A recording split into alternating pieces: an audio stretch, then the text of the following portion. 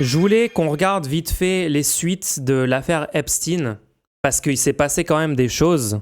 En vrai, j'ai fait un segment dessus sur stream, mais j'ai l'impression que les gens veulent pas que j'en parle, parce que le premier segment a fait vraiment pas beaucoup de vues.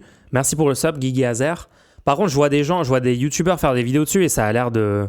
Genre, regardez cette vidéo, 480 000 vues, l'ultime témoignage d'un homme à tout faire d'Epstein. En plus, je crois qu'il est en train de reprendre le post 4chan anonyme. Genre, on est d'accord, c'est un post 4chan qui est pas du tout vérifié comme authentique. C'est juste quelqu'un qui prétend travailler pour Epstein, ce post. Il y a Blast qui a fait une vidéo dessus. Venez peut-être on regarde la vidéo de Blast. Je veux aussi qu'on parle de ce que la gauche française est en train d'essayer de faire, en train d'essayer de mettre en place des réponses en France quand même. Epstein, c'est pas très populaire en France comme sujet. Bah, je sais pas, quand d'autres gens en parlent, ça fait 500 000 vues. Quand moi j'en parle, c'est la vidéo la moins vue et qui suscite le moins d'intérêt des gens qui sont abonnés à ma chaîne. Donc, je sais pas, ça m'envoie un message comme quoi c'est pas du tout un sujet d'intérêt. Mais en fait, j'ai l'impression que c'est des sphères d'extrême droite qui en parlent. Et là, leur public s'intéresse. Mais quand la gauche en parle, les publics de gauche ont l'air de s'en foutre un peu. Je sais pas, c'est bizarre. Ces millions de documents qui ont été publiés par la justice américaine dans le dossier Epstein. L'affaire Jeffrey Epstein. Jeffrey Epstein. L'impresario Jeffrey Epstein. Ce que révèle aussi l'affaire Epstein, c'est des hommes... Si tu parles de sur YouTube, ils te shadowban. Les quelques vidéos que j'ai vues sur le sujet qui ont beaucoup de vues évitent le sujet. Bah, vous savez que maintenant, notre monteur légendaire Choum passe les segments dans un filtre qui enlève les termes qui peuvent être problématiques pour YouTube. Donc, on censure tous les termes comme ça, donc je pense pas qu'on peut être shadowban YouTube pour ces termes vu qu'ils sont censurés, mais bon, peut-être il arrive quand même à analyser le sujet, à shadowban les vidéos, je comprends pas. Qui communiquent régulièrement et qui sans doute se perçoivent les uns envers les autres à partir des échanges de femmes et des violences qu'ils commettent. Le nom du président des États-Unis apparaît plus de 3000 fois dans les... Bon, ok, je pense que cette vidéo, on a déjà parlé de tous les trucs dans cette vidéo, hein. Depuis... Ouais, je pense que la vidéo de Blast, on va rien apprendre de nouveau. Depuis ça, il y a eu hier quand même un développement intéressant. C'est Est-ce qu'il est sénateur? Je crois qu'il est juste il est parlementaire. Le parlementaire américain Ro Khanna, qui en plus d'avoir un des noms les plus stylés, est aussi extrêmement basé politiquement. C'est vraiment un des députés les plus progressistes, les plus de gauche aux États-Unis. Lui a pu consulter les dossiers, les Epstein Files, apparemment sans caviardage, sans censure.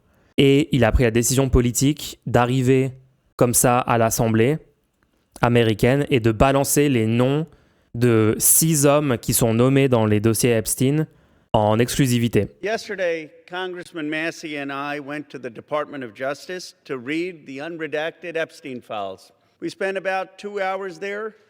And we learned that 70 to 80% of the files are still redacted. In fact, there were 6 wealthy, powerful men. Donc, entre 60 et 80% des fichiers sont censurés toujours actuellement. Merci Fantatitude pour le sub, merci beaucoup. Sub offert à Choum, c'est sympa. L'audition de Pam Bondi aujourd'hui sur Epstein était ahurissante. Epstein, non mais les gens sur la prononciation, moi je le dis comme ça parce que tout le contenu que je regarde dessus, c'est du contenu américain en anglais, donc je le dis comme ça, d'accord, mais on s'en fout, c'est pas important la prononciation. Il a été interviewé par CoffeeZilla, oui, CoffeeZilla, qui fait des très bonnes vidéos depuis le début de la sortie du dossier Epstein. Sur sa chaîne secondaire Voidzilla, fait des très bonnes vidéos, et là il a interviewé Ro Khanna. That the DOJ hid for no apparent reason. When Congressman Massey and I pointed this out to the Department of Justice, they acknowledged their mistake. And now they have revealed the identity of these 6 powerful men. These men are Salvatore Navora, Zorab Mikoladze, Leopig Leonor, Nicola Caputa, Sultan. Attends, c'est qui tous ces gens? Salvatore Navora. Salvatore Nabora, c'est qui? Est-ce qu'il y a eu des articles? Est-ce que des gens ont creusé? Je sais pas qui c'est ces gens. Est-ce qu'on sait dans quel contexte ces gens-là étaient nommés dans le dossier? Attendez, j'ai un thread Reddit. Ok, c'est juste le discours. On n'a pas plus d'infos. Zorab Mikoladze, Leopig Leonor, Nicola Caputa, Sultan Ahmed bin Sulayem, CEO of Dubai Ports World, and billionaire businessman Leslie Wexner, who was labeled as a co-conspirator by the FBI. Now, my question is, why did it take Thomas Massie and me going to the Justice Department to get these 6 men's identities to become public?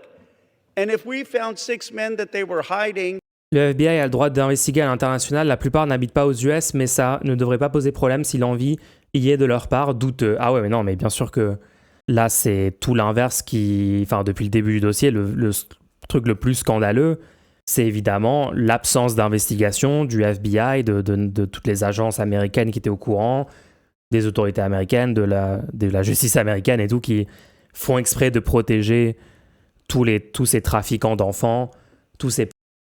Je rappelle juste que apparemment il y aurait plus d'1 millier de victimes dans ce réseau de trafic. En tout cas, enfin en fait, j'arrive pas trop à trouver la source de ça, mais j'ai vu que... Attendez, c'est sur la page Wikipédia, je sais plus où j'ai vu le chiffre 1000. Est-ce que ça a été retiré? in 2 hours, imagine how many men they are covering up for in those 3 million files. But the story gets worse. The reality is that Donald Trump's FBI scrubbed these files in March, long before Thomas Massie and I passed the Epstein Transparency Act. Now, my bill is clear. The Epstein Transparency Act requires them to unredact those FBI files. And yet the Justice Department said to me and to Congressman Massie, we just uploaded whatever the FBI sent us. And guess what? The FBI sent scrubbed files. That means the survivor's statement to the FBI, naming rich and powerful men who went to Epstein's island, who went to his ranch, who went to his home and abused underage girls or saw underage girls being paraded, they're all hidden. They're all redacted. It's a little bit of a farce. They're inviting all the members of Congress to go to see the Department of Justice, quote unquote, unredacted files, but they've got all redacted files from the FBI. And it's not the fault of the Justice Department attorneys. They were just told upload things that Donald Trump's FBI had already scrubbed. It's a blatant violation of the Epstein Transparency Act, but it also... Donc en gros, là aux US, il y a des gens activement, enfin énormément de personnes dans les institutions et en dehors qui se battent activement pour que la loi qui a été votée, la Epstein Transparency Act, soit en effet appliquée correctement, parce qu'actuellement, je rappelle qu'ils n'ont pas, enfin c'est ce que vient de rappeler Rokana, mais ça n'a pas été respecté. La loi n'a pas été respectée par le FBI, par les institutions qui ont sorti les 3 millions de documents. Asks a fundamental question. Who are they protecting? Why are they protecting these rich and powerful men, people I call part of the Epstein class? Why are we in a country where there is no elite accountability for people who do the most heinous things? You have in England the king now calling for an investigation and possible prosecution of his own brother. You have in Norway the princess who no longer has support to be the queen. And yet in the United States of America, we have someone in the cabinet, Howard Lutnick, who is all over these Epstein files, who allegedly had business with Epstein after he was convicted of, and he still is in the cabinet. We need to ask ourselves, are we in America going to have elite accountability? Are we going to call on rich and powerful people who broke the law or cavorted with a convicted? Are we going to call them to account?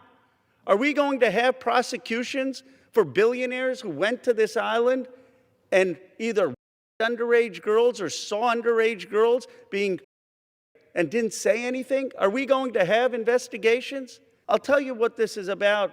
It's not just about the 1,200 survivors. It's about 2 tiers of justice in America. Ouais. It's about people who can accumulate wealth and power and don't have to care about the rest of America. They have destroyed so much of this country. Income inequality is at a 60-year high.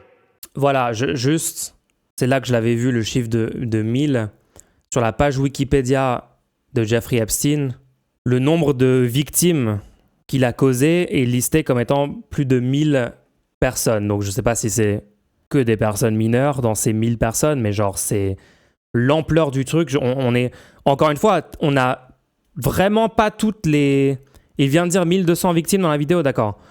On n'a vraiment pas toutes les infos, et déjà, avec toutes les infos qu'on a, le niveau de scandale dont on parle, c'est du jamais vu. Enfin, je sais pas si on se rend compte de l'ampleur déjà, mais rien que ça, c'est même pas tout le truc. Genre, et encore une fois, vous avez raison dans le chat, pendant que, enfin, du moment que Trump est encore au pouvoir et que il y a les personnes que Trump a nommées dans les administrations, dans les têtes du DOJ, à la tête du FBI, etc., on n'aura pas toutes les infos, on n'aura pas l'entièreté de la situation. On ne comprendra pas tout, quoi, à cette affaire. Ils avaient même annoncé que c'était 50% qu'ils avaient publié et pas 20 ou 30%, non? Ouais, et là, ils viennent de dire qu'ils n'allaient pas publier le restant des documents alors qu'ils sont contraints par la loi, normalement. La Norvège vient d'ouvrir une commission d'enquête parlementaire transpartisane hier. En France, la présidente de l'Assemblée s'y oppose. On est tellement corrompus. On va en parler, ouais, c'est un scandale total. Yael Braun-Pivet refuse d'ouvrir une investigation. Les macronistes, défenseurs de ce serait pas la première fois. Cofizila a montré que les documents ont été obscurcis en mars. Le FBI a appelé ça le Special Redaction Project ou truc du genre. Ça leur a pris des mois, donc toutes les censures ont été pré-loi. J'imagine qu'ils s'en sont battus les couilles de respecter la loi. Ouais. Workers' salaries are less than they have been for 75 years as a part of GDP. Somehow this country seems to be working for the rich and powerful, but it's not working for ordinary working class Americans. I say enough. It's time to begin with accountability for the Epstein class. Hold them in front of Congress, those people who visited the island or did business with Epstein after he was a convicted. Investigate them, prosecute them, and let's return to democratic accountability in the United States of America. Let's return to one system of justice in the United States of America. Let's return to a place where every American has a stake in this country. Basé. Ouais, regardez ça. Quoi? Pourquoi je peux pas voir Le Parisien? La présidente de l'Assemblée nationale, Yael Braun-Pivet, s'est dite opposée mardi à la création d'une commission d'enquête parlementaire sur le volet français de l'affaire Epstein. On peut pas avoir l'article complet? En gros, même là-dessus, comme d'habitude, la gauche essaye d'avoir une investigation pour lutter contre la classe Epstein, cette ultra-minorité, ultra riche, ultra puissante qui abuse littéralement d'enfants depuis des décennies et sont probablement toujours en train de le faire, à l'heure où on parle, pour être honnête. Comme d'habitude, la gauche s'y oppose et la gauche s'oppose à ces gens ultra puissants et la droite les défend le statu quo, empêche la commission d'enquête parlementaire d'arriver. Écoutez ce que Mélenchon a dit dessus dans leur stream d'hier, là. Sur l'affaire Epstein, ce qui était important, c'était de ne pas faire de la récup. Mince, Mélenchon le prononce Epstein, du coup. Non, du coup, on va continuer de le prononcer Epstein, exprès. Sur l'affaire Epstein, ce qui était important, c'était de ne pas faire de la récup de bas étage, hein, tu vois, en utilisant les bruits, les rumeurs, en montrant du doigt tout le monde, etc. Parce qu'il y avait entre nous la conviction que c'était gravissime. Comme tu l'as dit très bien, il y a bien 2 séries de dossiers. C'est ce qui justifie qu'en toute hypothèse, vous aviez raison à l'Assemblée nationale de déposer une demande de commission d'enquête. Et en plus, vous l'avez fait, moi je trouve que c'est assez intelligent d'avoir fait comme ça, vous l'avez fait en proposition de commission transpartisane. Ouais. C'est-à-dire pas un truc, LFI vient et s'approprie un scandale pour je ne sais pas quoi. Hein. Donc ça, c'était bien fait. Alors, elle est d'autant plus coupable, Madame la Présidente, de dire ah ben non, parce qu'il y a la justice, comme si on ne connaissait pas la loi. On sait très bien que quand la justice est sur une affaire, attention, tu ne peux pas avoir de commission d'enquête sur le champ de travail de la justice. Ouais. Mais il y est écrit nulle part qu'il faut d'abord qu'on ait entendu si la justice a l'intention de faire quelque chose pour que vous les parlementaires, nous les parlementaires, on ait le droit de demander une commission d'enquête. J'espère que tout le monde suit. Mais donc, il faut à chaque fois avancer de manière prudente si on veut réussir. Moi, j'ai été un peu déçu quand Apathy s'est mêlé de l'affaire en disant la commission, ça sert à rien. Ça m'a un peu choqué qu'il dise ça parce que tout ce qu'il disait par ailleurs était très juste. On sentait que sa force d'indignation n'était pas feinte. Hein. Donc, il a raison de dire il faut qu'il y ait une action judiciaire. Alors là, il a 1000 fois raison. C'est pas possible que ce type, Epstein, soit venu en France la moitié de l'année d'après ce qu'on entend, et que c'est Apathy qui dit ça, c'est très juste. Il dit pourquoi il se serait comporté en France différemment Bien sûr. de... Epstein vivait en France la moitié de l'année, genre la moitié du temps apparemment. Comment il se comportait. Alors c'est quand même curieux, parce qu'il n'est question de rien, absolument rien, sur ces épisodes français. Sinon que l'un s'est suicidé et l'autre est mis en cause. Mais apparemment, les visiteurs étaient nombreux. Alors, et là, Apathy, il tape juste, il dit... Moi, c'est vraiment l'info comme quoi Virginia Giuffre s'est suicidée. Genre la victime la plus médiatique. Ce truc-là, je sais pas comment j'ai fait pour passer à côté en 2025, mais le 25 avril 2025, donc Virginia Louise Giuffre, victime de Jeffrey Epstein, devenue militante pour les droits des victimes de trafic sexuel, une des victimes les plus connues du réseau de trafic de mineurs dirigé par Jeffrey Epstein, beaucoup interviewée dans les médias, etc. Elle a balancé plein d'infos. Allégations contre le prince Andrew, allégations d'Alan Dershowitz. Attends. Virginia Giuffre affirme qu'Epstein l'a livré sexuellement à l'avocat et professeur de droit émérite de Harvard, Alan Dershowitz, au moins 6 fois. La première fois à l'âge de 16 ans. Dershowitz, qui est un ami d'Epstein, l'a représenté dans sa condamnation pénale de 2008. Hein? Ah oui. Et l'a aidé à négocier l'accord controversé de non-poursuite. Ah oui, ok. Bref, cette personne a été suicidée de 17 balles dans le dos. Giuffre. Je les prononce de la pire façon imaginable, en fait, depuis le début. Je suis désolé. Oui, j'ai entendu les gens le prononcer comme ça. Je suis juste bête. En fait, je sais jamais. Les noms, je sais pas si je dois les prononcer avec un accent américain, avec un accent français. Je sais pas, les gens. Moi, je suis perdu, ok? Dites-moi comment je dois le dire. Giuffre, ok, je vais dire Virginia Giuffre. Après son mariage avec Robert en 2002, le 25 avril 2025, quelques semaines après un accident de voiture, sa famille annonce qu'elle est morte par suicide à l'âge de 41 ans.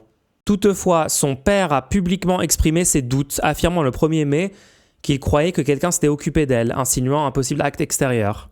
À sa mort le 25 avril 2025, Virginia Giuffre était en plein divorce avec son mari de longue date, Robert Giuffre, ainsi que dans une bataille pour la garde de leurs 3 enfants. Et genre, ce truc-là, du coup... Est-ce que ce truc-là, on peut l'investiguer?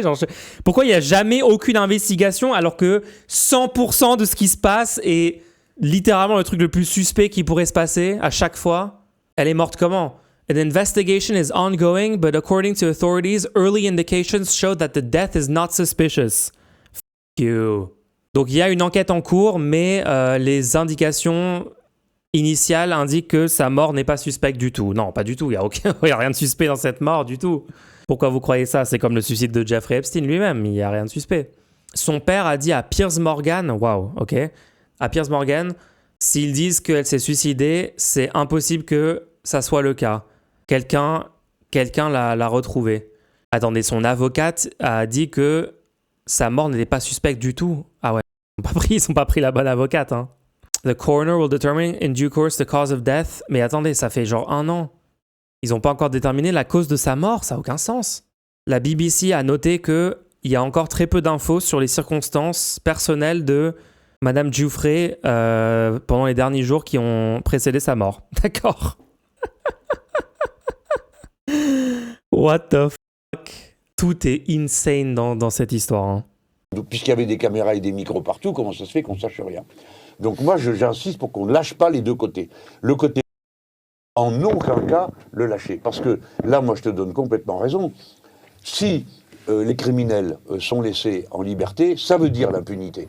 Et comme ils sont, d'après ce qu'on comprend, hein, moi, je n'accuse pas, je ne monte pas du doigt, je ne dis pas des noms parce que je n'en sais rien. Mais je sais qu'il y a des criminels. Et ça, par contre, j'ai le droit de le dire. Et de montrer du doigt et de dire ils doivent être punis. Parce que compte tenu du niveau social auquel ces gens se situent, ça veut dire que c'est des décideurs. Alors, je ne vais pas faire la liste des professions qui n'apparaissent jamais dans aucune affaire, mais peut-être qu'à cette occasion, il y a du monde qui est embarrassé. En tout cas... Non, les gens, j'essaye de trouver là des articles plus récents sur le suicide de Virginia Giuffre, pardon. Mais il n'y a rien, genre il y a eu des articles dans les jours qui ont suivi sa mort, mais après il n'y a plus rien. Elle s'est suicidée en Australie, installée depuis plusieurs années en Australie. Virginia Giuffre est décédée dans une résidence rurale près de Perth, sans qu'aucun acte criminel ne soit suspecté. Mais comment? C'est tout? C'est ça l'article? Pourquoi l'article? Pourquoi c'est juste ça l'article? What? Faut qu'on importe le mot en anglais, ils ont pas d'autre mot que pédophilia. Export. C'est d'accord, tout va bien. Il faut que les criminels soient punis. Et si ils ne le sont pas, c'est une catastrophe de très grande profondeur. Parce que dans l'esprit public, ça veut dire il y en a qui peuvent et qui font ce qu'ils veulent. Or, déjà, c'est l'impression qu'a une masse de gens. Et puis, il faut que les victimes soient reconnues, il faut que les criminels soient punis dans le sens de ce que signifie une punition. Oui. Et du coup, oui, il y a, enfin, pareil, au sein de la gauche, en fait, il n'y a que au sein de la gauche française que les gens parlent du sujet ou essayent au moins qu'il y ait des conséquences pour toute cette élite ultra puissante qui ont été littéralement les clients de ce réseau de trafic d'enfants. Rima Hassan récemment sur Twitter parle beaucoup de l'affaire Epstein, donne pas mal d'infos, enfin elle fait du très bon travail dessus, basé comme d'habitude Rima Hassan, et notamment elle met en avant aussi les liens entre le réseau Epstein et Israël, parce qu'il y en a beaucoup. Ah oui, au cas où vous n'avez pas vu passer ça, Macron a dit « C'est une affaire qui concerne surtout les États-Unis d'Amérique. Il faut que la justice là-bas fasse son travail. » Voilà, le mec, Ghislaine Maxwell est française, le mec vivait la moitié du temps en France, il y a je sais pas combien de Français qui étaient nommés dans les fichiers, etc. Mais voilà, il n'y a rien à faire en France, circuler, il n'y a rien à voir. Révélation sur Daniel Siad, soupçonné d'être le rabatteur de Jeffrey Epstein en France. Le JT de 20h a pu recueillir le témoignage de jeunes femmes qui racontent comment cet homme les a mises en relation avec le milliardaire américain. C'est un homme au cœur du dossier Epstein. Présenté dans ce document de la justice américaine comme un recruteur présumé, Daniel Siad. Je sais pas, la musique genre dramatique et tout, ça me... Je sais pas, genre est-ce qu'on peut... Genre les faits dont on parle sont tellement horribles, j'ai l'impression que ça dénature un peu le truc, quoi, de me présenter en mode feuilleton, conspiration avec cette musique, je sais pas. Daniel Siad. Selon nos informations, il a présenté plusieurs femmes à Jeffrey Epstein, dont au moins 4 françaises. Cet homme, nous tentons de le contacter depuis plus d'1 an, sans succès. Nous l'avons recherché à travers le monde, New York, Stockholm, Madrid. Encore une fois, je suis désolé les gens, mais toutes les agences de renseignement, que ce soit les États-Unis, la France, etc., savent où est cette personne, d'accord ? Là, on est sur une inaction de la part des autorités qui est entièrement voulue, qui est un choix politique pour protéger ces personnes puissantes, riches, influentes, qui eux-mêmes, genre Epstein a littéralement collaboré avec le Mossad, il était un informateur. Attendez, est-ce que... Non, c'était un informateur du FBI, mais est-ce qu'on peut juste détailler la connexion avec le Mossad pour pas dire de bêtises là-dessus? Pourquoi, vous voyez pourquoi les seuls articles, quand je tape ça dans Google, pourquoi le seul article c'est Valeurs Actuelles? Connexion entre Jeffrey Epstein et le Mossad, genre des faits avérés. Pourquoi le seul truc en français qui en parle c'est Valeurs Actuelles? Pourquoi il n'y a que l'extrême droite en fait? Il n'y a pas des médias normaux qui parlent de ça? Le Point, l'historien britannique Andrew Lowney affirme que le retrouvé pendu dans sa cellule était un agent d'influence rémunéré par plusieurs services secrets étrangers. Mais c'est pas affirme, c'est genre on a masse de preuves, non? Selon Lowney, Epstein transmettait à ses différents bailleurs de fonds les tuyaux recueillis auprès d'Andrew, duc d'York. L'idiot utile lui a apporté sur un plateau la respectabilité, l'accès aux dirigeants politiques et l'opportunité de gagner beaucoup d'argent. Il n'avait aucun état d'âme à exploiter son amitié avec le prince à des fins peu avouables. L'affaire fait grand bruit, excessivement peut-être car l'importance du préjudice causé à la sécurité nationale britannique n'apparaît pas encore clairement à ce stade. Il parle du prince Andrew. Les liens d'Epstein avec le FSB et le Mossad ont été vraisemblablement facilités par les rapports étroits qu'avait entretenus le magnat de la presse Robert Maxwell, le père de son ami Ghislaine, avec l'URSS et Israël. Mort dans des conditions mystérieuses en 1991, ce dernier avait publié des hagiographies de dirigeants staliniens en pleine guerre froide. Bon, le reste n'est pas lisible apparemment. Finalement à Paris, il y a quelques jours que nous l'avons localisé. Attends, mais tu lis quoi là, Le Point? Oui, c'était un article Le Point. Pourquoi? Faut pas lire les articles Le Point? Pourquoi tu me dis ça? Je sais pas, il y a des gens qui disaient que ouais, les médias français commencent à parler un peu de cette affaire, à informer les gens dessus. Désolé, mais non, hein. Genre quand je cherche des articles bien rédigés et clairs dans les médias français sur les infos factuelles qu'on a, c'est tellement difficile à trouver. Genre là, depuis tout à l'heure, j'essaie de trouver un article qui explique les liens entre Epstein et le Mossad en français, et ça n'existe pas, les médias français. Il y a le truc du Point qu'on vient de voir, il y a le truc Valeurs Actuelles, mais il y a Genre rien d'autre apparemment. Ou alors je suis très très mauvais en recherche d'articles. C'est en anglais. Mais oui, mais il y a plein d'articles en anglais. Mais moi, je veux des trucs en français. Pourquoi on est le seul pays qui parle pas de ce truc? Je comprends pas. Alors que c'est le pays où il habitait la moitié du temps. Qu'est-ce que c'est que cette connerie? Article Al Jazeera. Vas-y, je vais le Google traduire en français. Mais c'est pas une bonne idée de faire ça, puisque du coup, c'est une traduction. Il faut faire confiance à la traduction automatique, quoi. C'est nul. Les liens entre le financier américain déchu Jeffrey Epstein et Israël apparaissent plus clairement après la publication de millions de documents relatifs aux délinquants.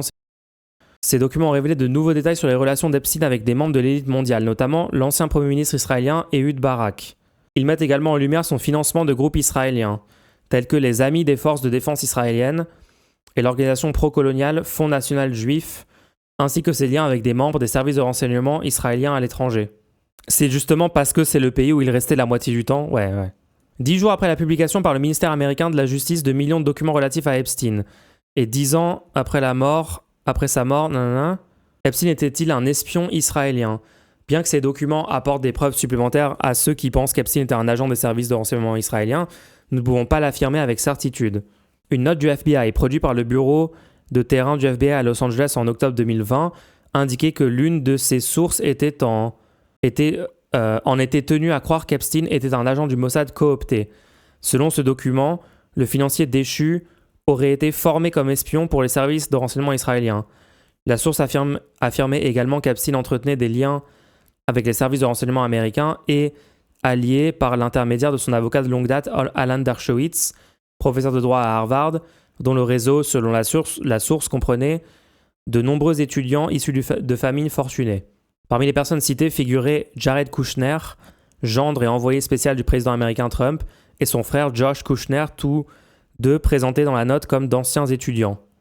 Ok. Les échanges de courriels d'Epstein montrent également qu'il a eu des contacts fréquents avec Yoni Koren, un proche collaborateur d'Ehud Barak. Et oui, on a le document où c'est une conversation, non? C'est pas une conversation audio entre Epstein et Ehud Barak, où il recommande à Ehud Barak d'investir dans Palantir. Et genre, peu après, il y a une agence Palantir qui a ouvert en Israël. C'est le truc où il essaye de dépeler le nom et il n'arrive pas, là, c'est ridicule. Ils sont tellement bêtes en plus.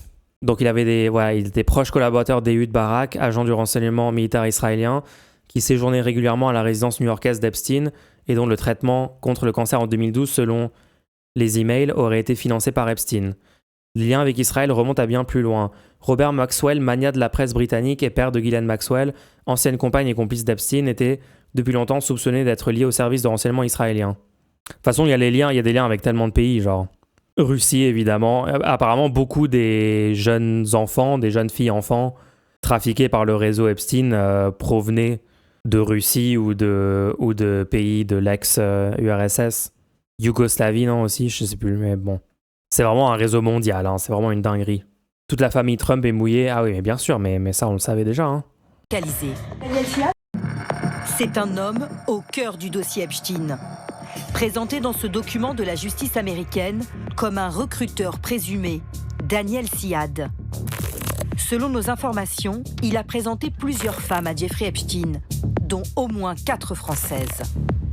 Cet homme, nous tentons de le contacter depuis plus d'1 an, sans succès. Nous l'avons recherché à travers le monde, New York, Stockholm, Madrid. C'est finalement à Paris, il y a quelques jours, que nous l'avons localisé. Daniel Syad ? Oui, madame. Ça fait 2 ans qu'on vous cherche. Non. Calmez-vous. Quelques heures après cette rencontre musclée, l'homme nous a contactés par téléphone. C'est Daniel Syad. Enquête sur un homme qui se présente comme un chasseur de mannequins. Attendez, je crois que je peux pas diffuser France Télévisions. Regarde si je suis en train de me faire strike YouTube. Bon, au pire, je le supprimerai de la VOD. Ok, j'ai pas de warning de copyright. Je vais continuer un peu. Clémence Billot a rencontré Daniel Syad il y a 13 ans et elle s'en souvient parfaitement. À l'époque, elle a une 20aine d'années, elle est mannequin et elle l'aurait croisé dans son agence. Alors moi, je le rencontre, je vais à mon agence et ce jour-là, il y a Daniel Syad qui est là avec une mannequin qu'il représente dans l'agence. Et il me dit, si je peux devenir ton agent de mannequin pour te placer aux États-Unis, ça tombe bien, j'ai un ami qui possède des parts dans des agences de mannequins. Donc moi, j'accepte. Il m'emmène sur l'Apple Store des Champs-Élysées. Et il me présente un homme qui s'avère être Jeffrey Epstein. Et What the fuck? Jeffrey Epstein parle avec Daniel Siad en anglais, et moi j'écoute parce que je me doute qu'ils vont parler de moi. Tu peux donner le lien, s'il te plaît, pour les gens qui pensent que c'est rien passé en France? Mais on a littéralement le président de la République qui dit non, la France n'est pas impliquée là-dedans. Genre, c'est quoi? Ils se sont tous mis d'accord pour défendre Epstein? Genre, c'est dur de pas devenir complotiste, hein. Vraiment, c'est super compliqué, quoi. Et il lui dit Daniel, you know exactly what you're doing. She's so beautiful. She's gonna drive me crazy. On n'est plus dans une remarque d'ordre professionnel. Non, là, ça fait plus professionnel. Pour le coup, on est dans un domaine de vie privée et forcément, ça m'interpelle. Vous avez souvenir de la réaction de Daniel Siad à cette remarque Et pour moi, il reste imperturbable. Clémence Billot ne donne pas suite à ce rendez-vous. Mais un an plus tard, selon elle, Daniel Siad se manifeste à nouveau. Jeffrey Epstein veut qu'elle vienne à New York. Elle refusera d'y aller. Wow. Daniel Siad aurait approché une autre femme à Paris en 2003. Juliette a alors 20 ans et travaille régulièrement comme mannequin. On passe par les Champs-Élysées ce jour-là. Et là, je croise la route d'un homme qui me stoppe et qui me dit « Mademoiselle, vous êtes mannequin ?» Je m'arrête, je dis « Ben oui ». Il se présente comme Daniel, chasseur de têtes. Je cherche actuellement des mannequins pour pouvoir travailler à New York. Si ça vous intéresse, n'hésitez pas, contactez-moi. Elle affirme qu'il lui envoie des billets d'avion pour New York et une adresse, celle de Jeffrey Epstein, qui l'accueille en personne selon elle. Je me rappelle d'un immense immeuble. Puis là, je vois un homme qui s'approche, assez grand, avec un costume et tout. Et il m'emmène en fait dans une chambre un peu plus loin au fond du couloir. Et il me demande du coup de me dévêtir et de me mettre en sous-vêtements. Et là, en fait, dans ma tête, ok, donc j'ai coché toutes les listes de qu'est-ce que c'est que ce À ce moment-là, Juliette décide de s'enfuir. Dès qu'elle sort de l'immeuble, son téléphone sonne. Daniel, au moment où je suis partie de cet appartement-là, il a essayé de me joindre plusieurs fois. Ah bon? Il m'a laissé des messages derrière, donc voilà, il a compris qu'il y avait un loup. J'ai pas répondu, évidemment. Juliette a livré son témoignage à la police française en 2019. Car à l'époque, les enquêteurs recherchent d'éventuelles victimes d'Epstein en France. Ils recueillent également le témoignage d'une femme recrutée par Daniel Siad. Il l'aurait conduite dans l'appartement parisien du millionnaire américain. Un palace de 800 mètres carrés avenue Foch. Elle dit avoir été l'esclave de Jeffrey Epstein et affirme que Daniel Siad lui a demandé de trouver d'autres femmes. Il voulait que je rencontre des filles pour Epstein, pour lui faire des massages, de la prostitution. Dois-je comprendre que le rôle de Daniel Siad était de jouer les rabatteurs de femmes pour le compte d'Epstein et à des fins... Oui, et je pense que ce n'était pas seulement... Je crois qu'il faut une commission d'enquête, non? Genre peut-être ça peut être une bonne idée de faire une commission d'enquête sur tout ça, non? Je sais pas. Pour Epstein, mais pour d'autres personnes importantes. Dans les dossiers Epstein publiés par le ministère de la Justice américain, le nom de Daniel Siad apparaît plus de 2000 fois. Nous avons consulté ces échanges avec le prédateur entre 2009 et 2019. Il est presque toujours question de femmes. Comme dans cette conversation de 2017, où Daniel Siad envoie ses photos à Jeffrey Epstein. Jolie fille française à Marrakech, 22 ans. Une autre conversation interroge. Un homme dont l'identité est masquée s'adresse à Jeffrey Epstein. Dans un message cru, il parle d'un certain Daniel. Lundi, avec Daniel, on va essayer de te trouver une nouvelle. Daniel Siad a-t-il participé au réseau de trafic mis en place par Jeffrey Epstein? Il n'a en tout cas jamais été mis en cause par la justice française, ni même entendu par les policiers. Quand nous l'avons enfin retrouvé à Paris la semaine dernière... Mais il n'y a pas besoin, les gens, il n'y a pas besoin de... La justice fait son travail, tout va bien, ne remettez pas en question le statu quo. Il y a juste un réseau de milliardaires organisés mondialement qui opèrent notamment en France. Mais bon, Macron dit, voilà, circulaire, rien à voir. Tout va bien. La réponse a d'abord été très agressive. Oui, madame. Ça fait 2 ans qu'on cherche. Non. Je suis journaliste et contactée. Son entourage nous bouscule et casse notre matériel. Ah ouais. Monsieur Siad. Attendez, quoi? Le matériel de France Télévisions a été cassé par l'entourage du pote d'Epstein? Attendez, mais c'est fou. Pourquoi j'ai pas entendu parler de ça avant? Premier degré, il y a un vrai problème avec la et tous les trafics En France, c'est une omerta étrange qui subsiste à tous les niveaux. Regarde comment Betaram a crispé tout le monde. Non, mais globalement, juste le sujet des violences faites aux enfants ou autres. L'inceste, oui, bien sûr, tous ces sujets-là sont tabous alors que c'est des choses incroyablement répandues et c'est des vrais sujets de société, genre hyper importants et centraux, mais bon. Go porter plainte du coup pour dégradation matérielle, c'est quoi ça? Bah ouais, carrément.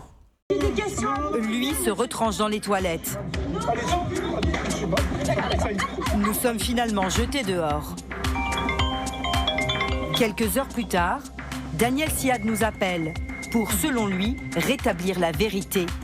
Il n'a toujours été qu'un chasseur de mannequins. J'ai l'œil, je vois vraiment la personne qui est photogénique et à partir de là... Oui, enfin t'as dit « I'm gonna get you new pussy », donc je crois qu'on a compris. Des approches, j'ai jamais eu un problème avec une fille qui a été chez lui, qui me dit « Daniel, il m'a fait, ou etc. » En plus, souvent, j'étais là, le moment qu'il parle avec elle, etc. J'ai jamais été dans une soirée avec eux, j'ai jamais été dans... etc. Mais... il a utilisé ma confiance. C'est un gentleman, il sait parler. C'est un diplomate. J'étais pas dans la situation... Il est 6 pieds sous terre. Où je pouvais savoir que ce monsieur est dangereux. A-t-il cherché des prostituées pour Jeffrey Epstein, comme l'affirme une femme? Elle dit que vous deviez chercher des prostituées pour Jeffrey Epstein. C'est son témoignage. Madame, sincèrement, et je vous dis en plus, je ne suis pas là pour protéger ce... C'est un diable. Mais vous ne pouvez pas le découvrir à travers la presse en 2026, monsieur Siad. On le savait depuis un moment. Quand j'ai rencontré... Donc, je rappelle, parce que tous les gens qui ont travaillé avec Epstein, etc., dès 2005, on savait que ce mec-là était un... parce qu'il a été condamné par la justice. Enfin, ça a pris 3 ans, apparemment, pour le juger et tout, mais on avait les infos publiquement. Il est condamné en 2008 par la justice pour le fait d'être un... Donc, n'importe qui travaille avec lui après ce moment-là, d'autant plus si ton travail, c'est littéralement de trouver des filles pour le gars, genre, ils nous prennent pour des débiles à un point, je sais pas, je me sens insulté chaque minute que j'écoute des gens parler de ce truc-là, genre...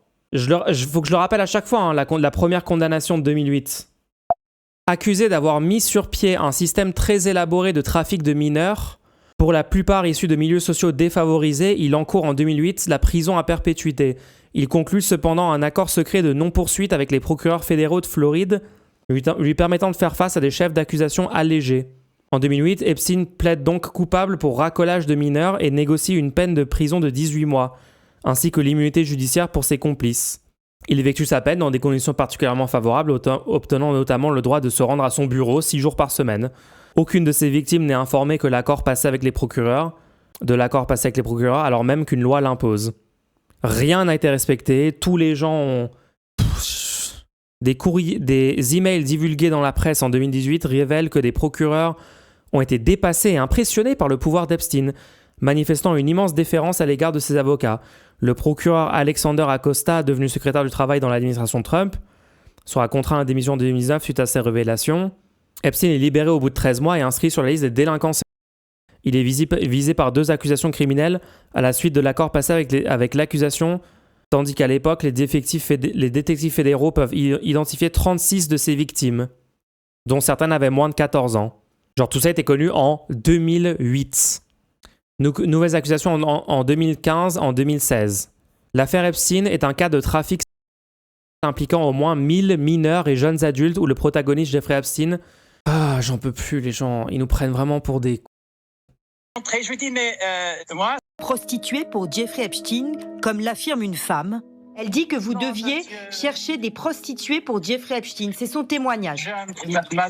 Madame, sincèrement, et je vous dis en plus, je ne suis pas là pour protéger ce pédé. C'est un diable. Mais vous ne pouvez pas le découvrir à travers la presse en 2026, monsieur Siad. On le savait depuis un moment. Quand je l'ai rencontré, je lui ai dit, mais moi, c'est pas bon tout ce que c'est. Il m'a dit, tu sais, les gens sont jaloux, les filles, elles te racontent n'importe quoi. J'ai jamais fait ça, tu sais. Alors j'ai cru. Pendant ce coup de fil, Daniel Siad nous a promis une interview face caméra. Malheureusement, cet homme au cœur du dossier Epstein a annulé. Officiellement, il est grippé. Waouh. Attends, non, on peut voir l'entièreté de ce truc ? Epstein vivait plusieurs mois par an, avenue Foch à Paris. Donc apparemment, hier, cette personne dans le reportage, la jeune femme, a déposé plainte au parquet de Paris contre Daniel Siad, suspecté d'être un recruteur du criminel américain. Donc il y a des avancées en France avec l'aile française de l'opération, quoi. Et ensuite, oui, il y a plein de personnes qui essayent de nier les liens entre Epstein et les services de renseignement israéliens et tout, alors que c'est avéré. Du coup, Rima Assal a posté ça m'a fait rire. Je vois la carte de la Russie derrière Epstein et non celle de la Palestine, pas vous. Ça doit être une des photos dans les derniers dossiers. C'est un enfant, ça? Signé Ehud Barak. Comment les sœurs Hadid, deux palestiniennes, sont-elles devenues mannequins et ont-elles gagné autant d'argent? Je ne comprends pas. How did the Hadid sisters become models and make so much money? I don't understand. Email envoyé par quelqu'un qu'on connaît pas à Jeffrey Epstein. Jeffrey Epstein répond, you know. Ah non, attends. Si, c'est ça, you know. Et après, the father paid the agency, c'est aussi Epstein.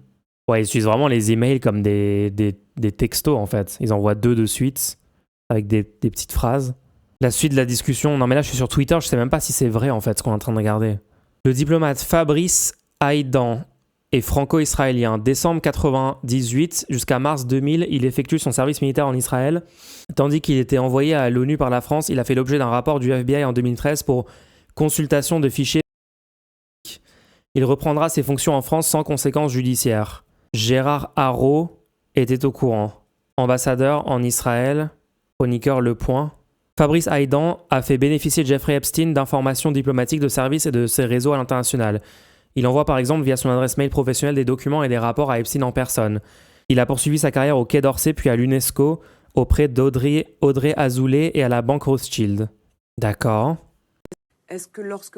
Affaire Epstein, Ebba Carlson, ancienne mannequin, accuse Gérald Marie, ancien directeur de l'agence Elite, de l'avoir violée et dit avoir assisté à une soirée à son appartement avec des filles de 14 ou de 15 ans. Daniel Siad m'a violé. Ebba Carlson, attendez, je comprends plus. Le bandeau ici dit Daniel Siad, mais ici il a écrit Gérald Marie. C'est moi ou c'est moi qui n'ai pas compris un truc? Est-ce que lorsque vous avez commencé à vous plaindre, est-ce qu'il vous a menacé? Qu'est-ce qu'il vous a dit? Est-ce qu'il vous a dit je connais du monde? Comment est-ce qu'il vous a en quelque sorte menacé, si vous parliez? Au début, Ebba Carlson, c'est la mannequin, j'ai compris ça, mais Ebba Carlson, dans la citation ici, elle dit Daniel Siad m'a violé. Et dans le tweet de BFM, il y a écrit qu'elle accuse Gérald Marie. C'est moi qui comprends pas? Les deux peut-être? Ouais, peut-être les deux. Bah à ce stade... Menacé, si vous parliez. Au début, il n'était pas menaçant, jusqu'à ce que je regarde dans son sac. Il y avait un passeport, mais en fait, c'était un faux passeport. C'était pas lui. C'était pas son nom. C'était pas celui qu'il m'avait donné, en tout cas. Ah non, pardon, la personne qui a porté plainte, du coup, c'est Ebba Carlson. C'est elle, du coup. Et puis, je suis arrivée dans le bureau de Gérald Marie. C'était le patron d'Élite. Il a fermé les volets, alors qu'on était en plein jour. Et pendant 2 heures, même plus de 2 heures, il m'a posé des questions et des questions, en me demandant si j'étais intéressée pour avoir des rôles dans des films. Puis il m'a montré des photos de filles, des top modèles. Il m'a fait miroiter un salaire énorme. Et là, lui aussi m'a violée. J'étais complètement sous le choc. Je suis sortie, j'ai pleuré, j'étais toute seule dans la rue. Le soir, on était invités dans l'appartement de Gérald Marie pour un autre casting. Il y avait lui, il y avait aussi un autre homme. Je pensais que j'étais seule. Mais en fait, plein de filles sont arrivées. Certaines d'autres salles de l'appartement, des pièces à côté. Certaines de l'extérieur. Moi, j'avais 20 ans. Mais les autres filles, elles étaient plus jeunes. C'est sûr que certaines d'entre elles, elles devaient avoir 14, 15 ans, pas plus. J'ai pas demandé à l'époque parce que j'avais pas un très bon niveau de français. Et il y avait des filles qui semblaient être originaires d'Europe de l'Est. Est-ce qu'elles avaient moins de 18 ans? Oui.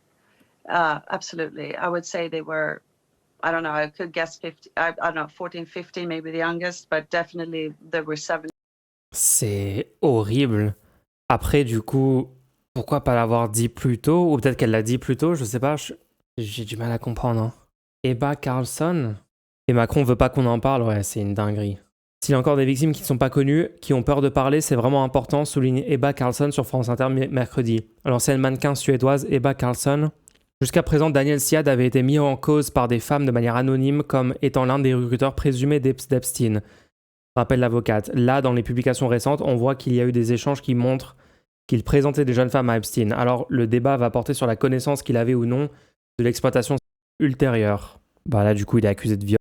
Je pense qu'elles avaient 14, 15 ans, 17 maximum. Je ne leur ai pas demandé parce que la plupart d'entre elles ne parlaient pas anglais et je ne parlais pas très bien français. Donc j'ai essayé de parler avec elles. Il y avait une anglaise. Les autres venaient probablement de pays de l'Est. Attends, mais c'était en quelle année tout ça? C'est toujours compliqué de parler de ce truc parce que juste tu creuses un petit peu, les infos sont horribles. C'est important d'en parler quand même. Hein. Donc en gros, on a 2 nouveaux témoignages sur Daniel Siad. Le recruteur, ok. Après, c'est tellement peu, quoi. Genre, il faudrait aller tellement plus loin. C'est quoi ça? Les Epstein Files donnent-ils raison aux complotistes? On en discute avec Thomas Huchon. Quoi? Alors, c'est ça ton angle? 3 millions de pages. Comment Libération, il parle de ce truc? Si la vidéo s'affiche pas, cliquez ici. Twitch, Libération? Pas du tout. Pas du tout le bon lien. Elle est où la vidéo? Il y a une vidéo? Ils savent pas mettre un lien vers une vidéo. 3 millions de pages, plus de 2000 vidéos, 180 000 images et un système criminel autour duquel gravite une nébuleuse d'élite du monde entier. Les révélations des Epstein Files ont tous les atours d'une théorie du complot. Bah, non, du coup, quoi? C'est des faits? Pourquoi c'est une théorie du complot? Le live? En fait, j'essaie de comprendre, j'ai l'impression qu'il y a une partie de la presse française qui veut pas en parler ou qui en parle de façon ultra light ou avec des angles que je comprends absolument pas. Donc on va regarder ça à Libération. Et les relations internationales en Far West. Ce chantage, ce coup de pression de Donald Trump. Et ces nouveaux droits de douane qui atteindraient 25% même à partir du 1er juin. Les menaces contre le Groenland, contre l'Europe, samedi, dimanche, qu'est-ce qui... Fameux outil de coercition. Menace mène à connaissait son ego surdimensionné, etc. Il y a eu la C'est bienvenue dans ce stream de Libération, merci beaucoup. Waouh, il y a des streams de Libération maintenant. Il y avait déjà Jean Massier, je sais pas s'il y a besoin d'un deuxième. Hein.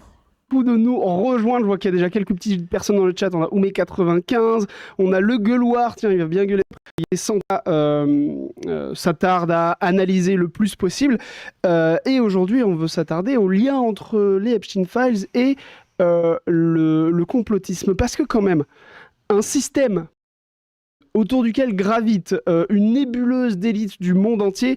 En fait, les révélations des Epstein Files ont tous les atours d'une théorie du complot. Et pourtant, les faits documentés sont là. Je vous le disais tout à l'heure, il y a 3... Mais du coup, c'est pas une théorie du complot, mais ils sont... What? Millions de pages, plus de 2000 vidéos, 180 000 images publiées par les autorités américaines. Ils tiraient du plaisir du fait de torturer et de tuer des jeunes filles. Des jeunes enfants. C'est ce qu'ils aimaient faire dans leur vie.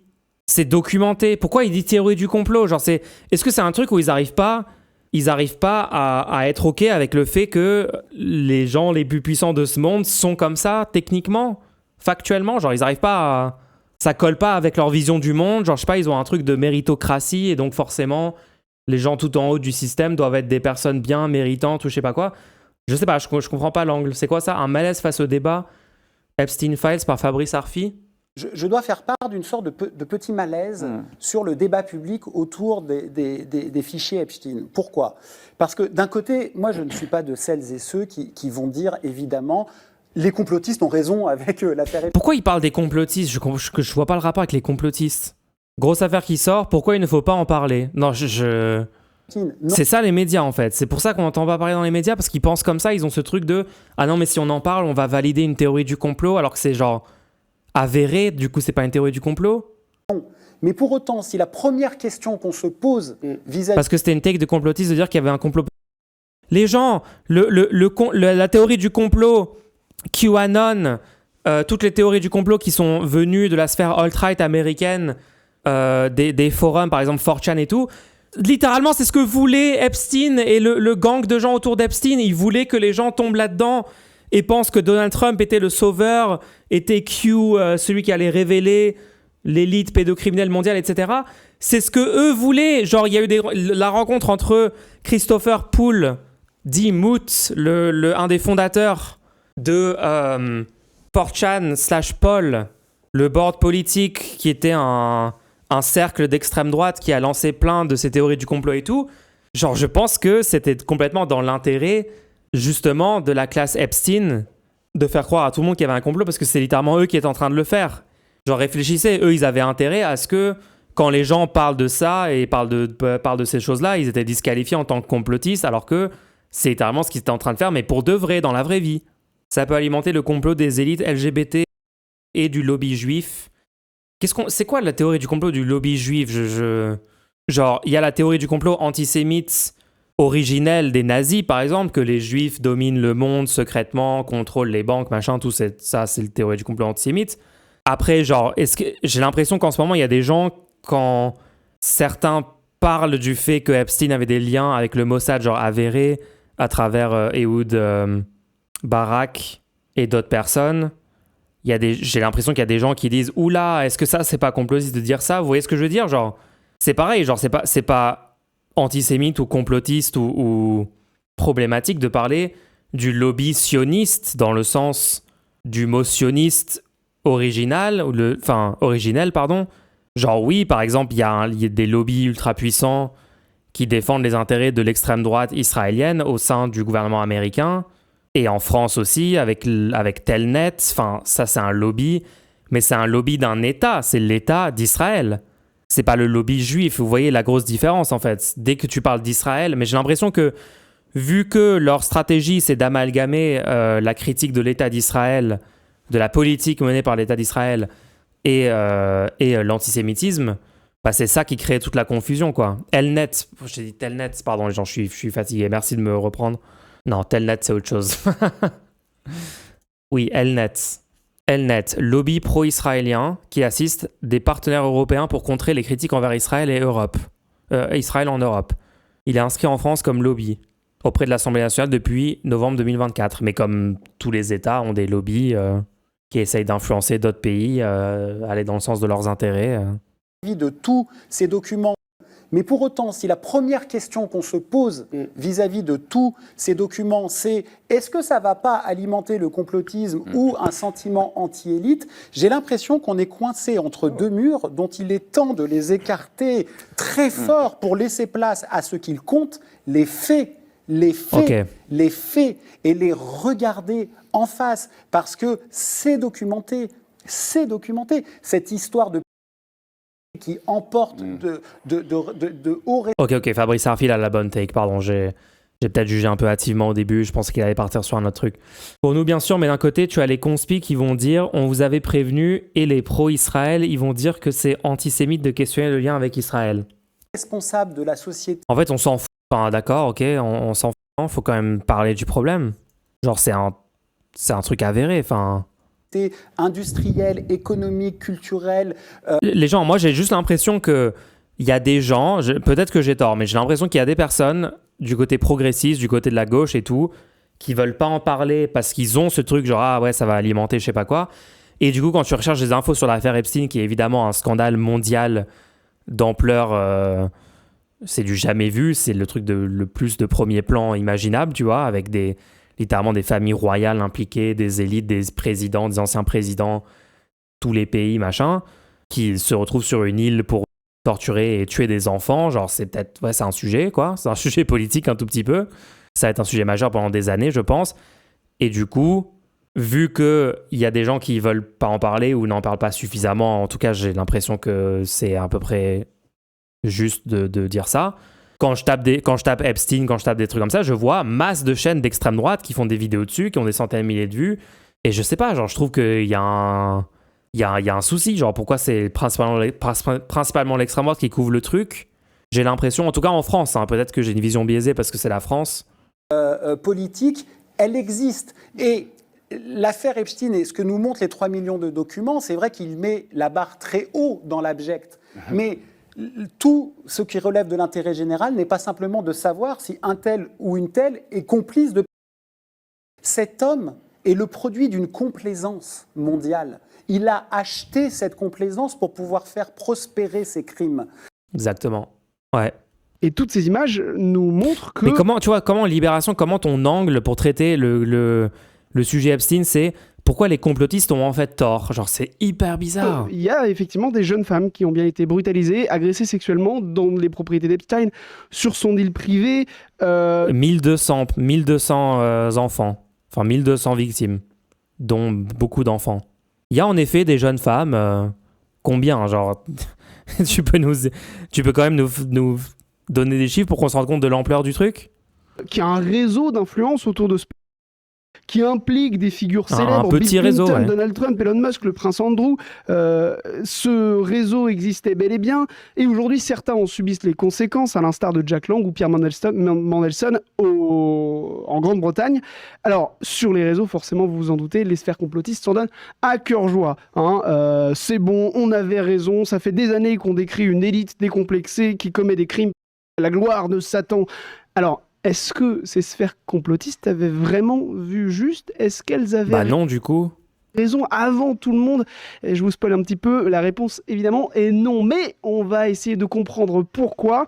Et pour comprendre pourquoi, on reçoit un expert des théories du complot, journaliste d'investigation, Thomas Huchon. Salut Thomas, comment vas-tu ? Salut Corentin, ça va bien, ravi d'être avec vous tous sur le chat, et on espère qu'on aura des réponses à apporter à toutes ces questions, même si le temps de l'enquête journalistique n'est pas toujours le temps des rumeurs, et encore moins celui des réseaux sociaux. Ça c'est sûr. C'est un peu le problème dans lequel on est en ce moment. Clairement, c'est tout l'enjeu, on va aussi en parler, puisqu'effectivement, tant de fichiers à traiter, ça demande du temps. Je vais remonter un tout petit peu, il y a beaucoup de messages. Les gens, là, à ce stade du truc, il y a moyen que toutes les infos qui indiquent, enfin que beaucoup de gens interprètent comme étant qu'ils mangeaient littéralement des gens, enfin qu'ils faisaient du cannibalisme, genre ce truc-là est même pas impossible à ce stade. Genre t'es déjà chaud de trafiquer des enfants du monde entier, de les amener sur une île, de les torturer et tout. Moi j'exclus pas les interprétations les plus... Je sais pas, attendez, venez peut-être on regarde... je sais pas, est-ce que c'est trop dark de regarder ça ? Je rappelle, Substances in the past and currently smoke. Unless you've been living in a cave or haven't had access to the internet for the past 3 days or so, you're probably aware that there was a new tranche of Epstein documents recently released by the Department of Justice. And they're terrible. Separate instances of institutionalization for psychological issues. It's frustrating to see those two being given the bulk of the actual... Ouais, lui, dans sa vidéo, il parle des témoignages non confirmés qui sont les FBI tips, là. Attention here. Because there's a lot of stuff in these files that is, if anything, worse, and actually from Epstein. All right, let's start going through these. Now, here we go. To blank from Jeffrey Epstein. Where are you? Are you okay? I loved the torture video. So just... There's a lot of evidence of just actual malfeasance here.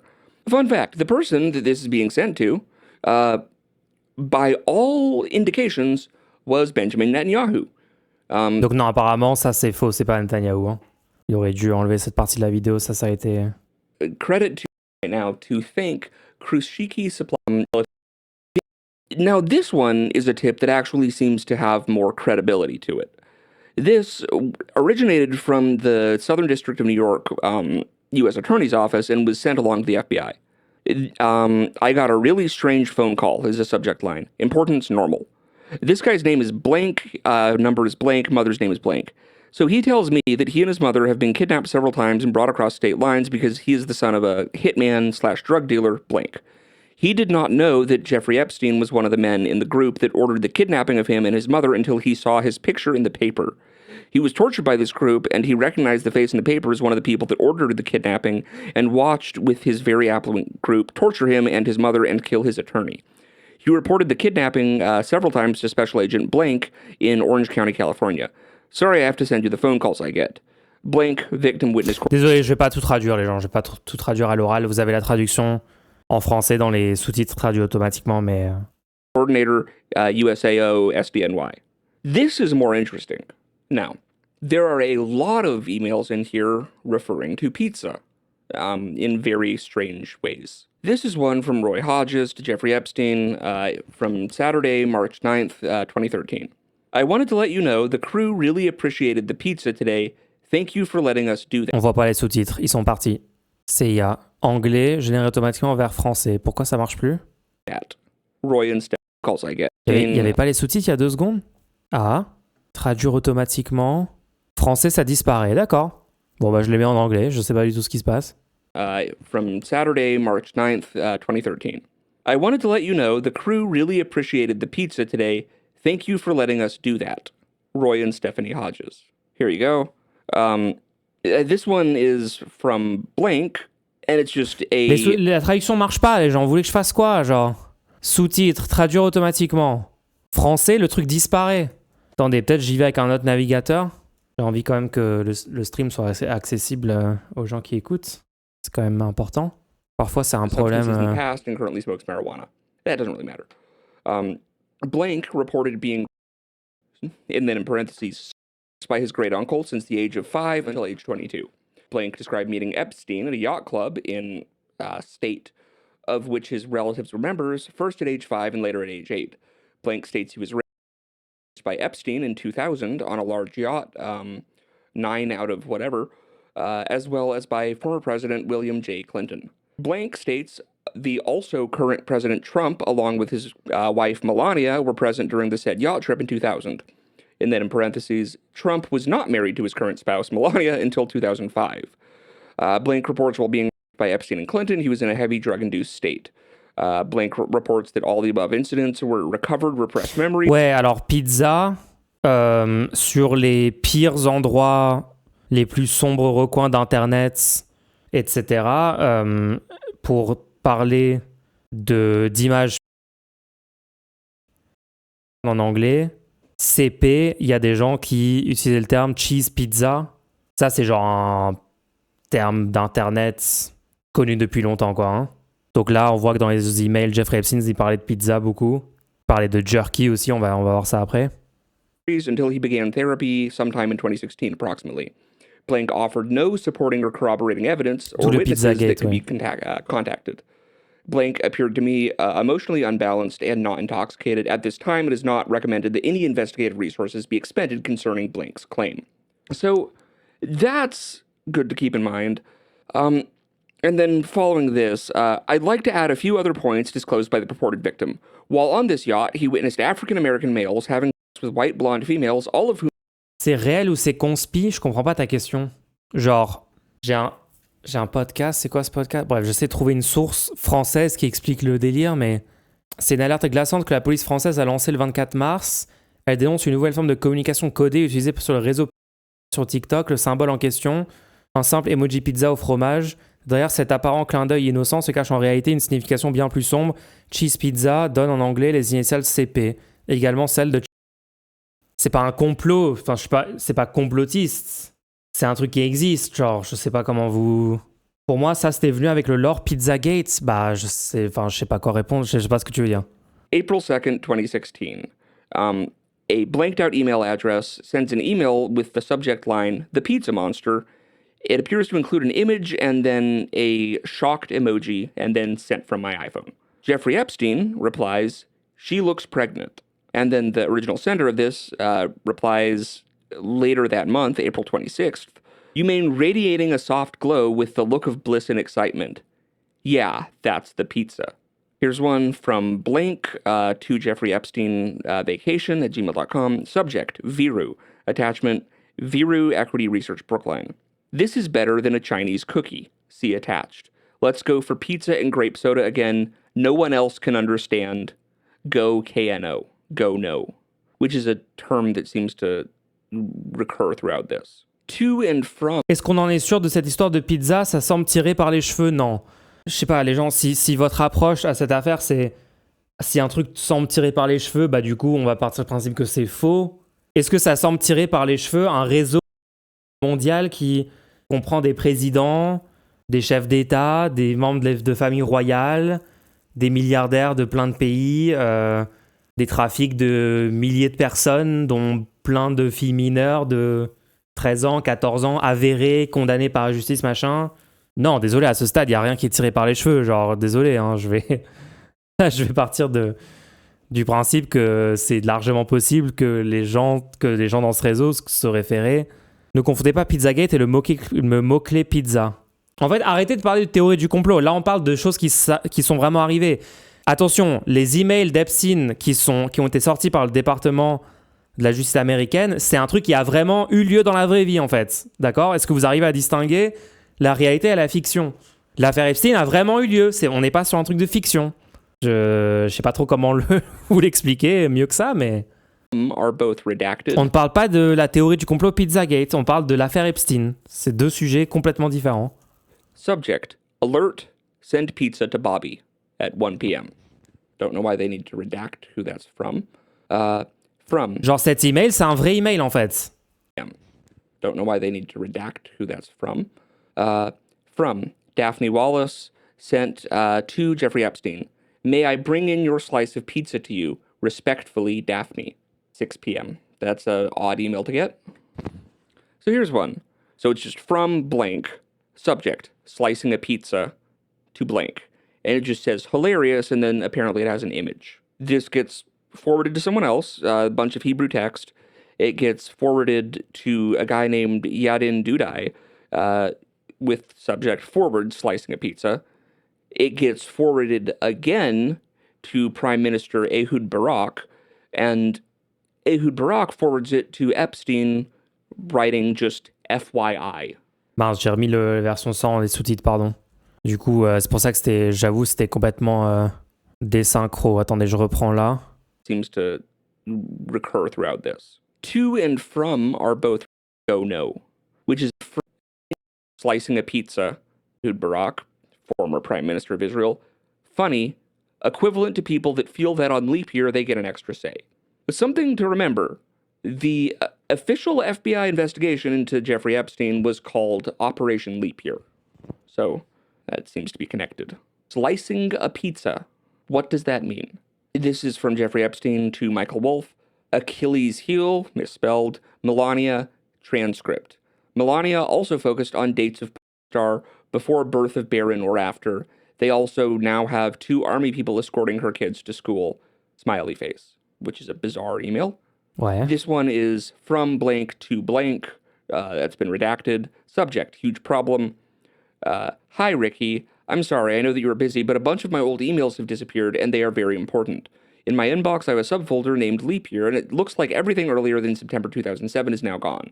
Is there a way to retrieve them? They are now the subject of some litigation, so it's really important. Thank you, blank. Here's one from Jeffrey Epstein to Martin Nowak, who is a mathematician at Harvard.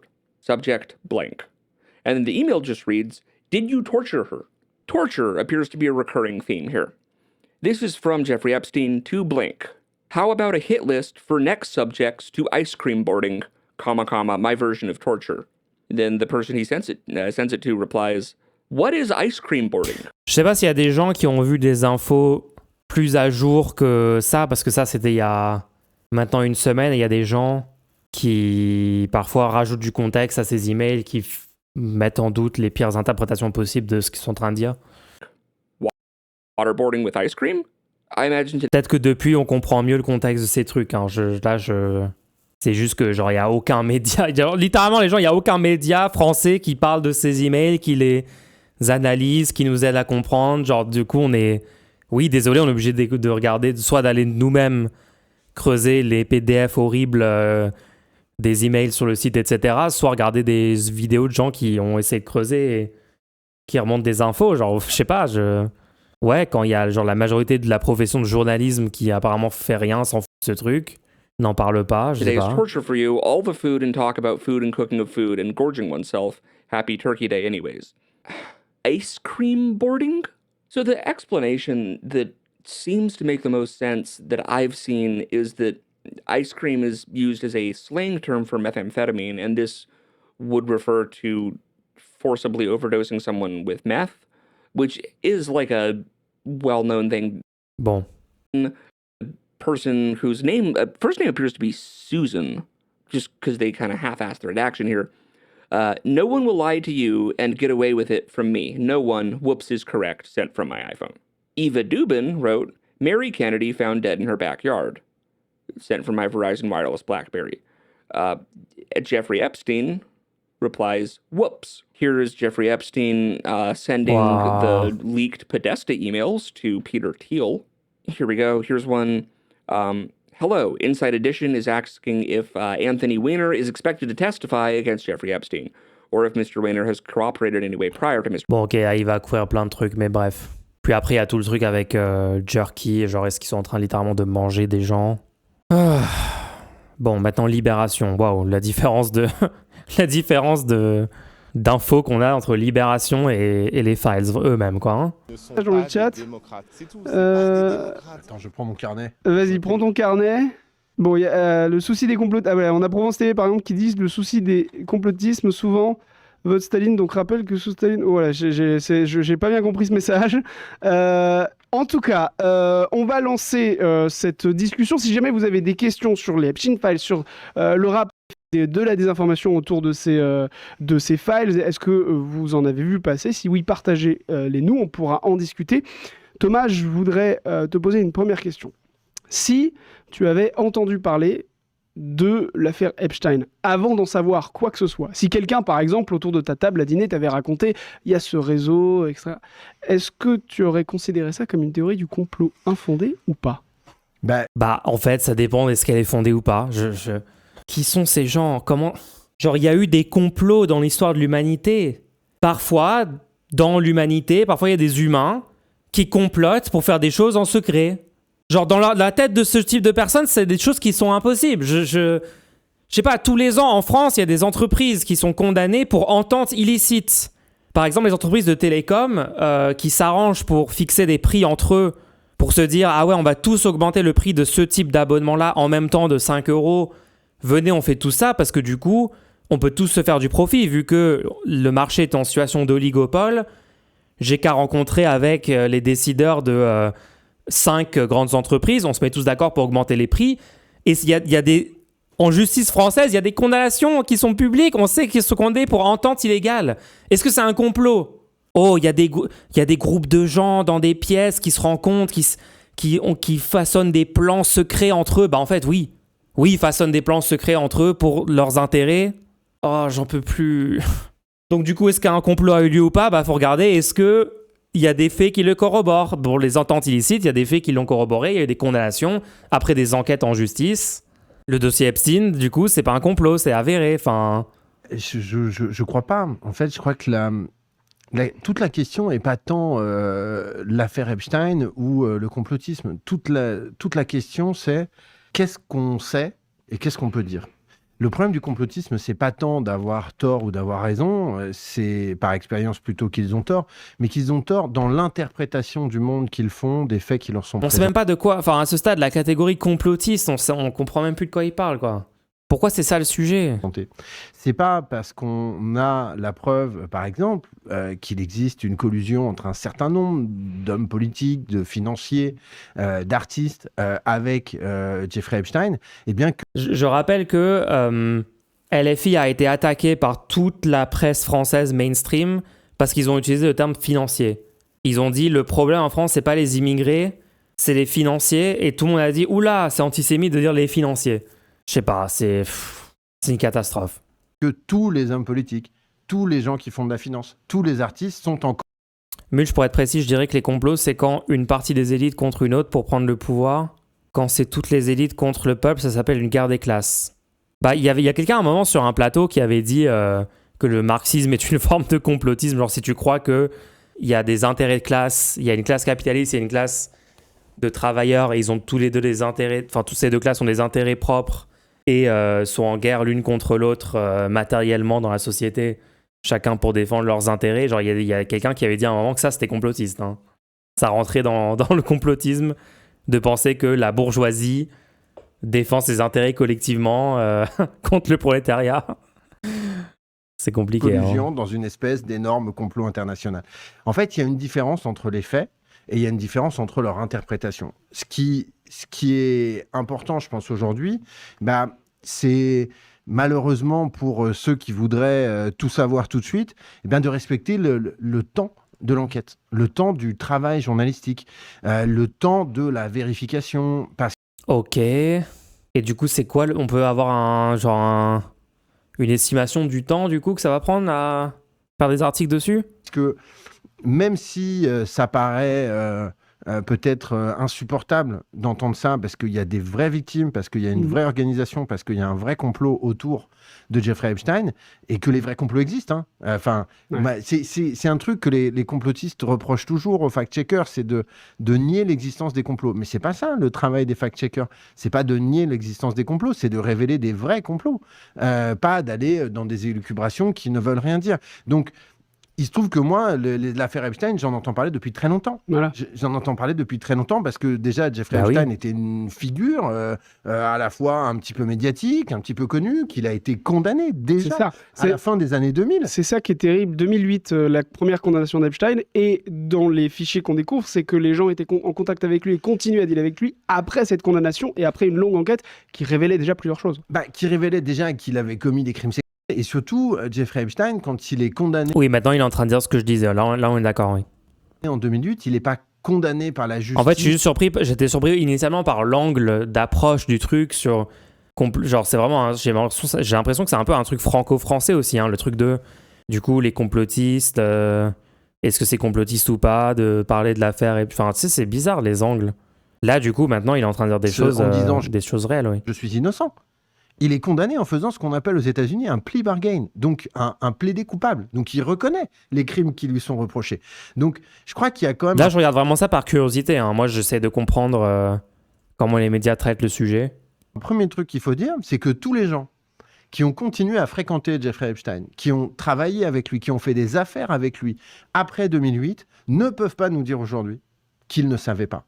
Ne peuvent pas nous dire qu'ils tombent de leur chaise en découvrant que ce monsieur qui était si sympa et qui leur payait des jets privés était en fait un horrible... je crois que c'est quelqu'un qui a été condamné pour crime sexuel.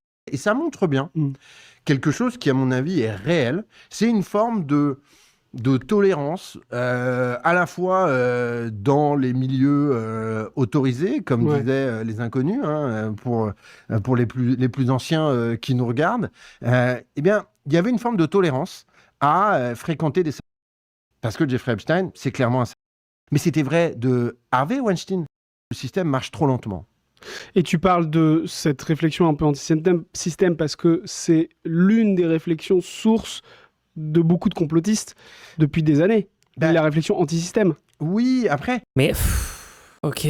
Le fait d'être contre le système et d'avoir derrière, à l'appui de tout ça, une pensée politique construite sur de la philosophie, sur de la sociologie, sur des connaissances, c'est totalement légitime. Il y a tout un tas de gens qui sont contre le système capitaliste et qui préféraient qu'on vive dans un autre système. Ils ont bien le droit de s'exprimer, ils ont bien le droit de défendre leurs idées et ils ont bien le droit de critiquer le système. Le problème de cette idée de système, encore une fois, c'est ce qu'on met dedans.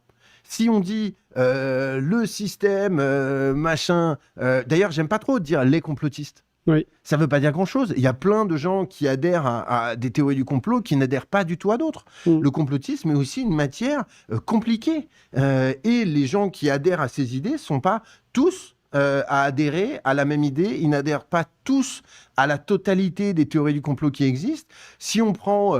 je sais pas, ceux qui, par exemple, adhèrent à l'idée que la Terre est plate, c'est pas obligatoire qu'ils croient qu'il y a un truc comme les QAnon, un réseau de satanistes qui gouvernent le monde en secret. Mais ce que nous montre bien... Désolé, mais la façon de décrire QAnon, du coup, dans le contexte actuel, ce serait fou de croire qu'il y a un réseau de satanistes qui contrôle le monde entier. Je sais pas, enlève le sataniste. Je sais pas, c'est... Donc ça, c'est un complot maintenant. Donc du coup, ok, je comprends pourquoi ils se demandent si les complotistes ont raison ou pas. Ah là là. En fait, ces affaires, c'est que ces croyances complotistes sur les affaires de... elles ont plutôt tendance à empêcher la justice de travailler. Elles ont plutôt tendance, et toutes les associations qui luttent contre ces crimes le disent, elles ont plutôt tendance à leur mettre des bâtons dans les roues qu'à venir leur tirer la tête hors de l'eau. Et donc, le problème de ces croyances, comme toutes les croyances, quand elles sont basées sur rien ou sur des choses fausses, c'est qu'elles nous emmènent sur des chemins de traverse. Donc il faut faire attention à ça, et je crois qu'il faut être capable de faire un peu esprit de modération. Ce qui se passe là, aujourd'hui, c'est que il faudrait pas... Je vais te faire une comparaison. Il y a plein de complotistes qui pensent que les Simpsons, le dessin animé Les Simpsons, ont tout prévu. Et que les mecs qui écrivent Les Simpsons, en l'occurrence Matt Groening... Quoi ? Non mais les gens, c'est ça leur couverture de l'affaire Epstein. Pendant 10 secondes. Parce qu'on a un tout petit nombre de gens sur la totalité... Genre, d'accord, leur argument c'est... Laissez-nous le temps, il faut qu'on lise 3 millions de documents pour faire un article bien construit qui sépare le vrai du faux et tout. On est en train de travailler sans relâche. Et en fait, dans la vraie vie, le mec passe 2 heures sur un live à parler des Simpsons. Genre, va analyser les documents, en fait. C'est normal que vous n'avez pas le temps, parce que vous faites des lives, on comprend plus c'est quoi l'angle de couverture de l'événement, du coup. C'est pas un complot, ça, c'est un mème. Ouais, le truc des Simpsons, c'est une blague, non ? Il y a des gens qui pensent que les Simpsons ont tout prévu, genre, c'est des complotistes. Je pense que ces gens sont un peu perdus quand même, hein. Jamais il explique que Epstein a lui-même répandu des complots sur 4chan avec Bannon. Bah oui. Bon, bref, je sais pas pourquoi on a regardé ça, mais j'étais curieux. Voilà pour les infos. Ah oui, le dernier truc, pardon, j'avais ça. Donc le diplomate Fabrice Haïdan conteste l'entièreté des accusations, voilà. Alors qu'il est cité à plusieurs reprises dans les fichiers Epstein et visé par une enquête américaine, l'avocat du diplomate français précise que son client se tient à l'entière disposition de la justice. Donc voilà. On continuera. Regardez, Libé m'a rendu complotiste MDR. Non mais je sais pas, c'est bizarre. Par moments, ils avaient des bonnes takes, mais après, ça virait dans des angles que je comprends pas. Alors qu'il y a tellement d'informations qui sont sorties et il y a un tel manque de... À mon avis, il y a un énorme manque de couverture médiatique, d'analyse, de... Tiens, peut-être la prochaine fois, on regardera. Apparemment, il y a Frustration Magazine qui a fait un article dessus. On ira voir ça peut-être pour voir comment eux, ils le couvrent. Encore une fois, je redis ce que j'ai dit là, sur ma première vidéo sur l'affaire Epstein. Politiquement, quelle conclusion on doit tirer de ça ? On doit tirer la conclusion qu'il faut impérativement réduire la concentration de pouvoir dans ce monde, parce que jamais un tel réseau aurait pu être organisé de façon impunie, avec l'assentiment, avec l'intimidation de milliers de personnes, le sentiment qu'ils sont intouchables en le faisant, parce que dans les faits, oui, ils ont une richesse telle qu'ils peuvent s'acheter des îles privées pour des dizaines de millions de dollars et faire des crimes à l'abri de toute surveillance, à l'écart du reste de la société, en voyageant en jet privé, en étant dans un sorte de système parallèle au monde dans lequel vous et moi on est. Tout ça aurait jamais été possible. Et je veux dire, sur cette échelle-là, avec les financements qu'ils ont eus, enfin bref, tout ça n'aurait pas été possible s'il n'y avait pas une concentration de richesse complètement délirante du fait du système économique dans lequel on est. Un système économique capitaliste où une toute petite minorité exploite la très grande majorité pour en tirer du profit, des bénéfices illimités et influencer la justice, influencer le monde politique, influencer tout le reste de la société pour aller dans leur sens, dans le sens de leur perversion, de leurs intentions néfastes pour le reste du monde. Voilà. Pour moi, c'est ça la conclusion politiquement qu'il faut tirer. Enfin, une des conclusions. Il y a d'autres conclusions, évidemment, mais c'est un truc important à comprendre. Le pire, c'est aussi qu'on se dit que ça doit sûrement exister encore dans pas mal d'endroits, ce délire avec d'autres dirigeants d'autres pays. Très probablement. Très, très, très probablement. Peut-être qu'il faut commencer à changer les choses en luttant politiquement contre la bourgeoisie capitaliste.